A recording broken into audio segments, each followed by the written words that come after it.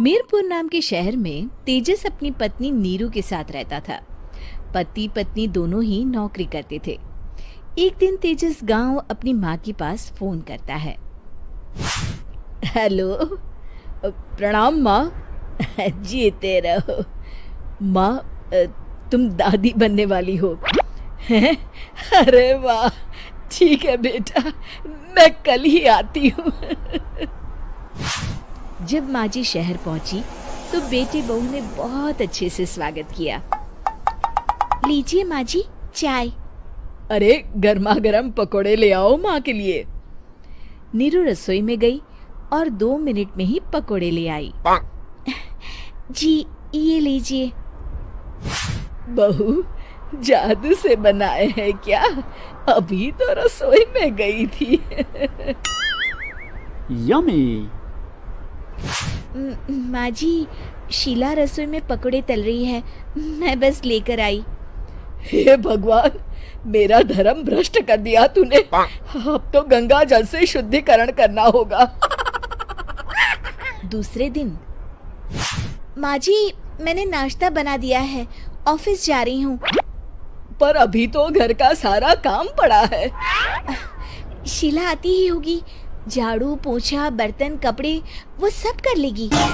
हमारे जमाने में घर का सारा काम हम ही करते थे।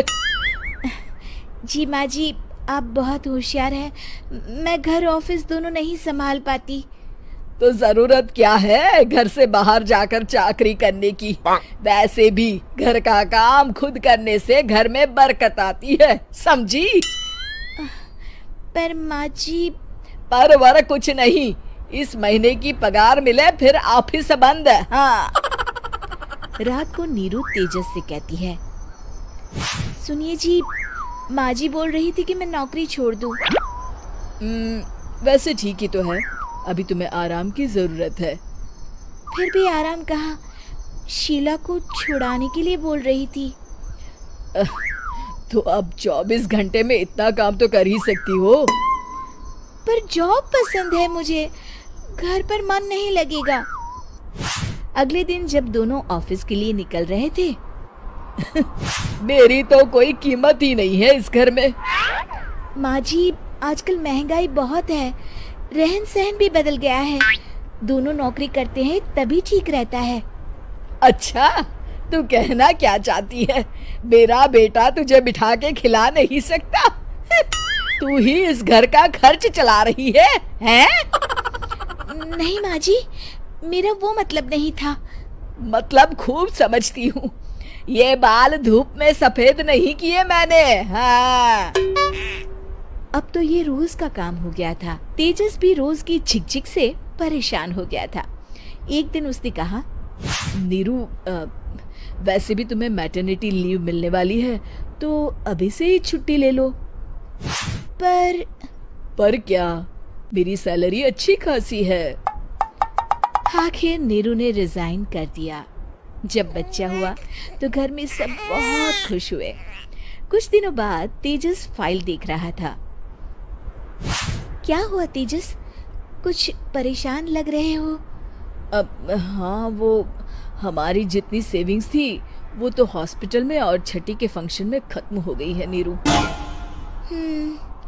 और अभी वैसे मंदी चल रही है तो मैं बोल रही थी कल मुन्ना को हेपेटाइटिस का टीका लगवाना है। नीरू, क्या पोस्टपोन नहीं कर सकते? नहीं जी, बिल्कुल नहीं। अब तेजस को समझ में आ रहा था कि उससे गलती हुई है।